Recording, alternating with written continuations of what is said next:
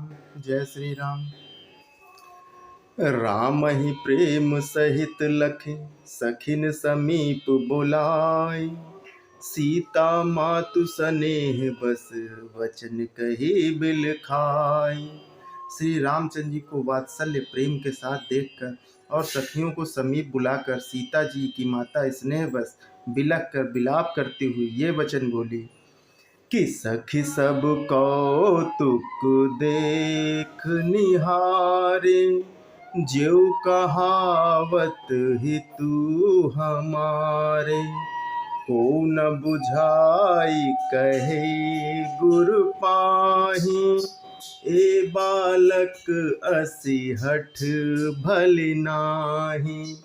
कि हे सखी, ये जो हमारे हितु कहलाते हैं वे भी सब तमाशा देखने वाले हैं। कोई भी इनके गुरु विश्वामित्र को समझा कर नहीं कहता कि ये बालक इनके लिए ऐसा हट अच्छा नहीं है।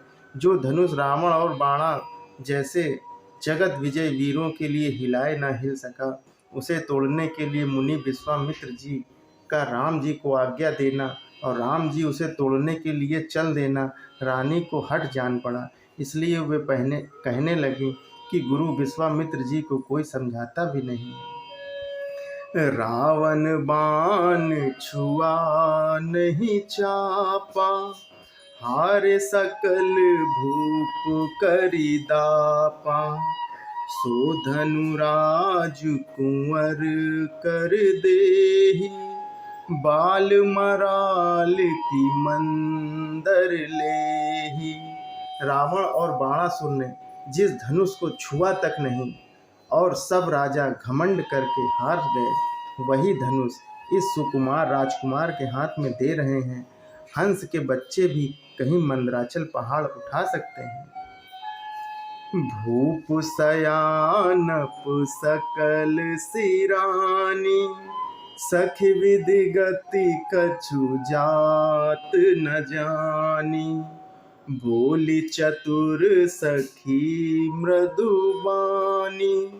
तेजवंत लघु गणे नारानी।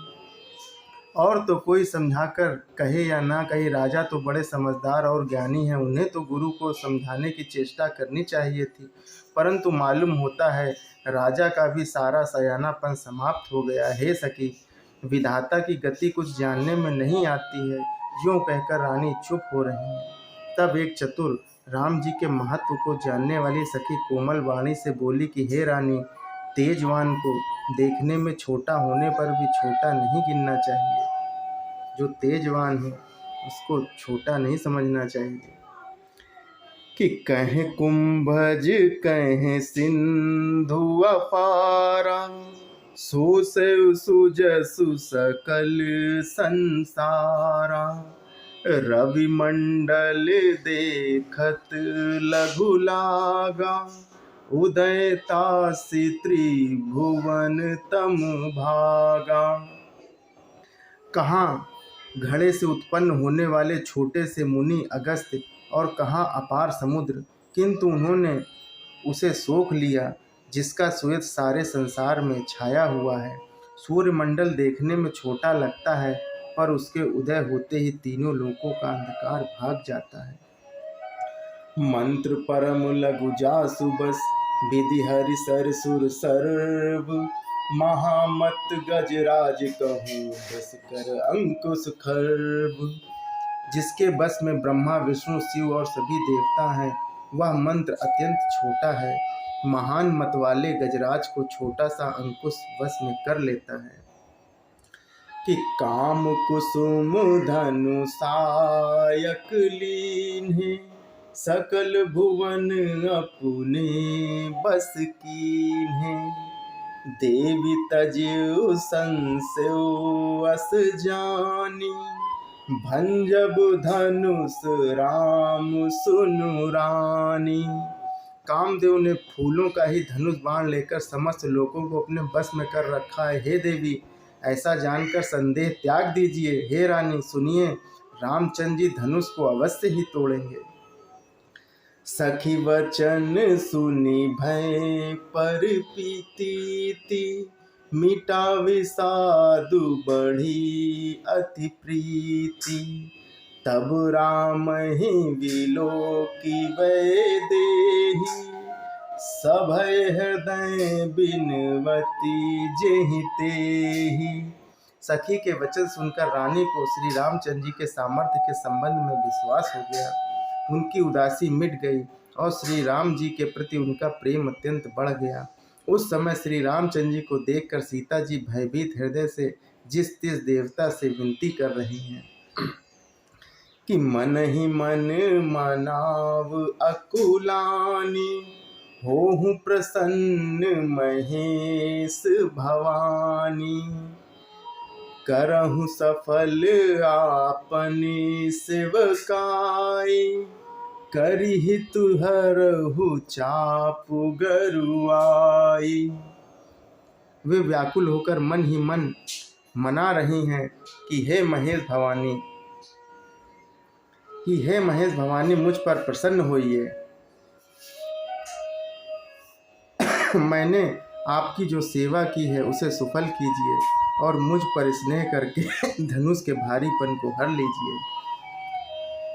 गरनायक बरदायक सेवा, गरनायक बरदायक देवा। आजु लगे कीन्हनु तुय सेवा, बार बार बिनती सुन मोरी।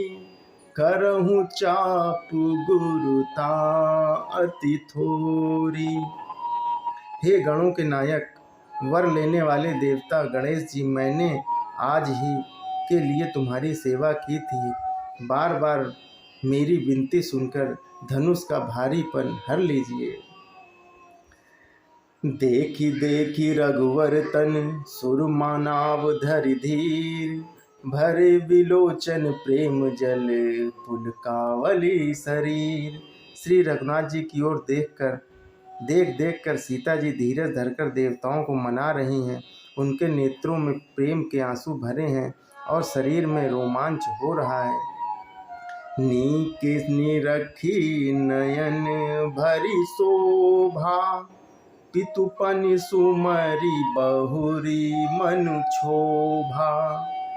अहि तात दारुण हठ ठानी, समुझत नहीं कछु लाभ न हानि।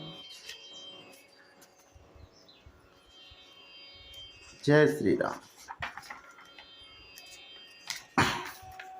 अच्छी तरह नेत्र भरकर श्री राम जी की शोभा देखकर फिर पिताजी के प्रण का स्मरण करके सीता जी का मन क्षुब्ध हो उठा। वे मन ही मन कहने लगी कि अहो पिताजी, बड़ा ही कठिन हठ ठाना है। वे लाभ हानि कुछ भी नहीं समझ रहे हैं। जय श्री राम, जय श्री राम।